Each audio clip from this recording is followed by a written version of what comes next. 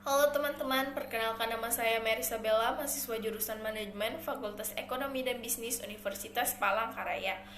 Di video ini saya akan menjelaskan mengenai tugas bahasa Indonesia saya, yaitu tentang jenis paragraf, dan berikut ini adalah penjelasan dari saya. Semoga teman-teman dapat memahami apa yang saya paparkan berikut ini. Yang pertama, berdasarkan pola penalaran. Banyak cara yang dapat dilakukan untuk menunjukkan gagasan dalam sebuah kerangka ilmiah atau tulisan lainnya. Yang pertama itu ada paragraf deduktif. Paragraf deduktif adalah paragraf yang ide pokok atau gagasan utama terletak di awal paragraf dan diikuti oleh kalimat-kalimat penjelas untuk mendukung gagasan utama. Yang kedua adalah paragraf induktif.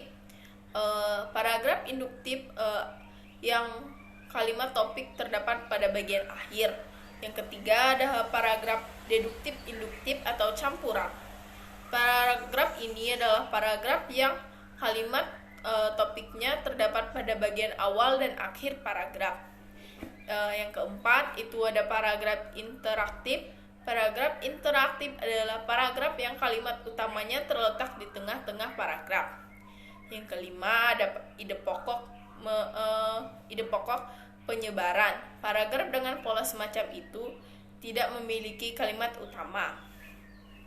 Berdasarkan gaya ekspresi dan pengungkapan, suatu gagasan dapat diungkapkan dengan berbagai gaya atau tujuan komunikasi.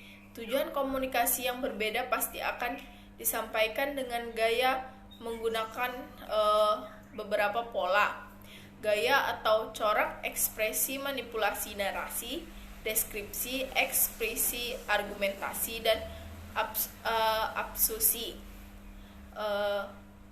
Selanjutnya ada yang pertama ada paragraf narasi atau kisah. Narasi merupakan gaya pengumpulan yang bertujuan menceritakan atau mengisahkan rangkaian. Yang kedua ada paragraf dediksi, berisi gambaran mengenai suatu objek atau suatu keadaan sejelas-jelasnya dengan melibatkan kesan indera.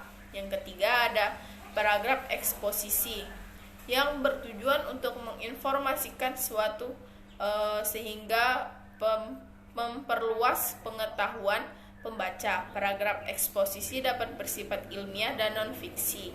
Yang keempat, paragraf persuasif adalah berisi ajakan dan bertujuan untuk membujuk pembaca agar mau melanjutkan sesuatu sesuai dengan keinginan penulis.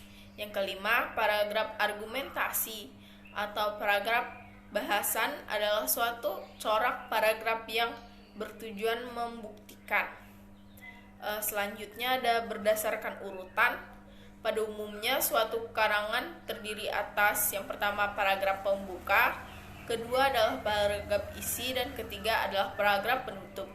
Ketiga jenis paragraf itu merupakan bagian yang tidak terpisahkan dari struktur karangan. Paragraf pembuka berisi isi dan paragraf penutup terjalin dengan erat satu sama dan lainnya sehingga terpadu. Demikian penjelasan untuk video saya kali ini. Apabila ada kesalahannya saya mohon maaf dan terima kasih. Semoga teman-teman dapat memahami apa yang saya jelaskan.